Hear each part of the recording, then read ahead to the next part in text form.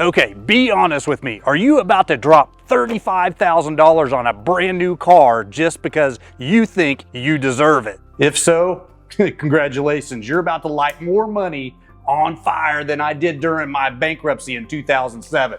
And I know what you're thinking, but JD, new cars are reliable.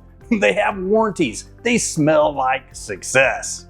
Yeah, no, you're basically paying someone $7,000 to drive that car off the lot for you while you stand there waving goodbye to your retirement. According to Edmunds, new cars lose 20% of their value the second you sign that dotted line. That's like buying a $10 Chipotle burrito, taking one bite, and watching it instantly become worth $8, except you just did that with $35,000. Today, I'm breaking down the 5 biggest reasons the new car versus used car debate isn't even close. And don't worry, I'll give you the exact strategy at the end so your money can actually work for you instead of depreciating faster than your willpower at a car dealership. So stick around because your future self is literally begging you to watch this. Now, reason number 1, the instant depreciation trap, the drive at home depreciation disaster. Here's the thing about new cars. The moment, and I mean the exact moment, you drive that shiny vehicle off the dealership lot, it loses anywhere from 15 to 25% of its value. And picture this, you just signed a contract for a $35,000 Toyota Camry.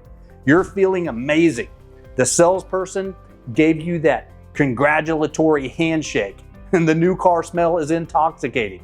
You pull out of the lot and boom, your $35,000 car is now worth $28,000. You literally just paid $7,000 to drive 200 feet. That's $35 per foot.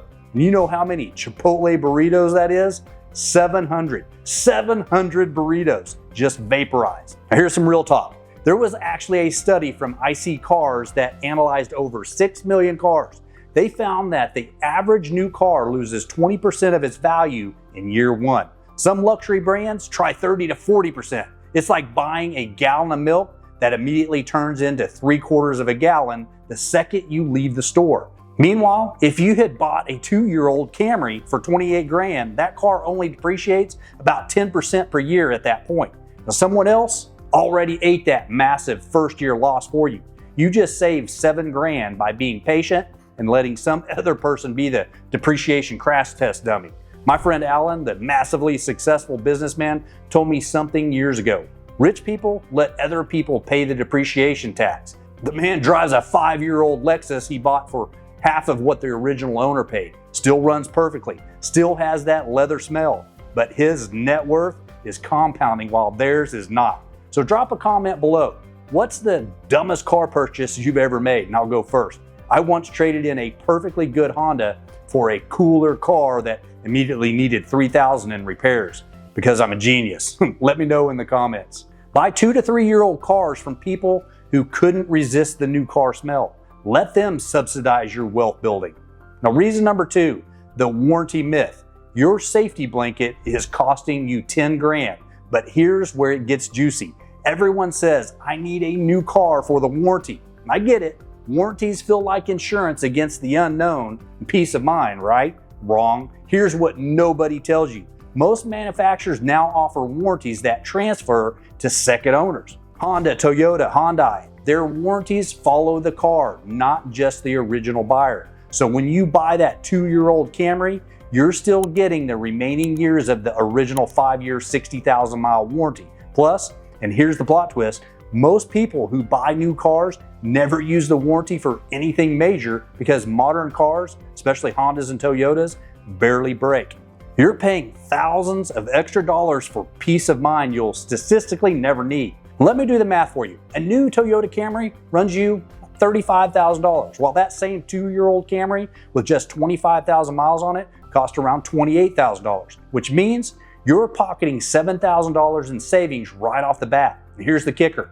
The cost of typical repairs in those first 2 years for the previous owner was maybe $500, if that. And you just paid a $6,500 premium to avoid $500 in potential repairs. That's like paying your neighbor $650 to mow your lawn once. It's financial insanity. And get this, Consumer Reports found that the average cost to maintain a Toyota or Honda for the first 3 years is under $1,000 total. Even if you bought a 2-year-old car and had to cover all maintenance out of pocket, you're still saving $6,000. Fast forward to now, and guess what? That $7,000 you saved could be sitting in an index fund earning 10% annually. In 20 years, that's $47,000. You just turned one smart car purchase into a down payment on a rental property or 4,700 burritos. I'm not judging which one you choose. Reason number 3, the finance trap multiplier. Paying interest on depreciation is peak insanity. Here's some real talk. I made this mistake in my 30s. I financed a brand new car at 6% interest because I needed something reliable for my pharmacy commute.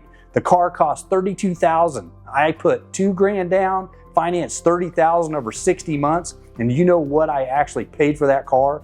$37,800. I paid nearly $6,000 in interest on an asset that was simultaneously losing value. I was literally paying interest on disappearing equity. It's like taking out a loan to buy ice cream in the desert and paying interest while it melts. Here's where it gets crazy.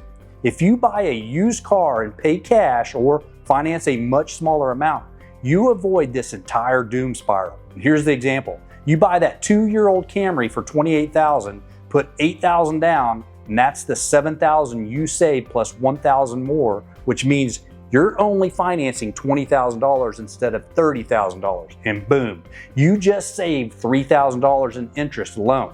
You just saved $10,000 total, $7,000 depreciation plus $3,000 interest by buying a car that's basically identical to the new one, just with 20,000 miles some other person already paid to put on it.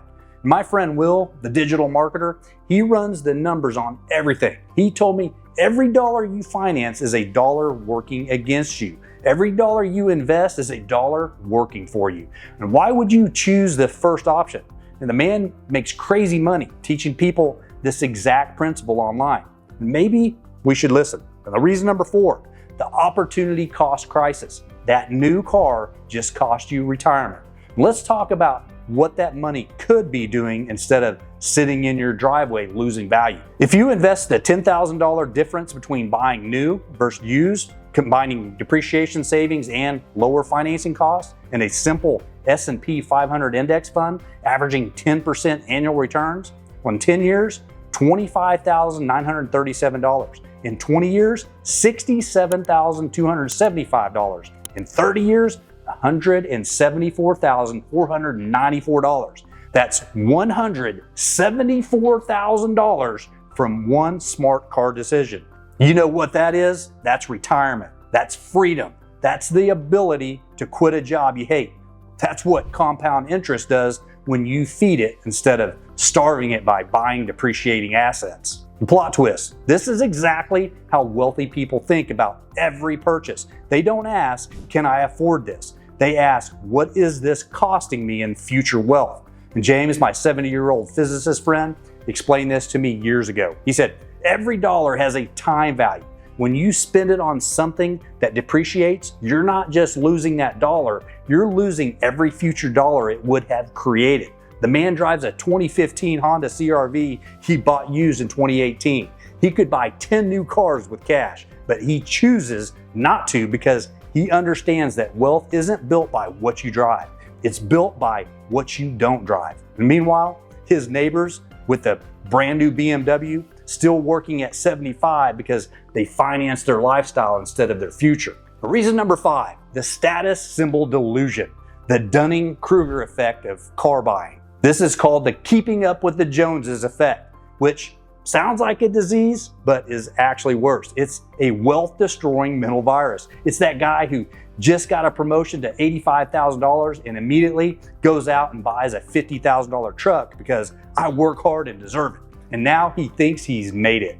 Plot twist, he's now broke for the next 5 years paying for that decision. But hey, at least strangers at stoplights thinks he's successful for 30 seconds.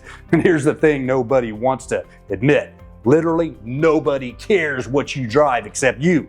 Your neighbors don't care. Your coworkers don't care. That person you're trying to impress, they don't care. You know who does care? Your future self, the one who can't retire because you spent your 30s and 40s making car payments instead of building wealth? And see, the middle class mindset says, I deserve nice things now. The wealth building mindset says, I deserve financial freedom later more than I deserve impressing strangers now.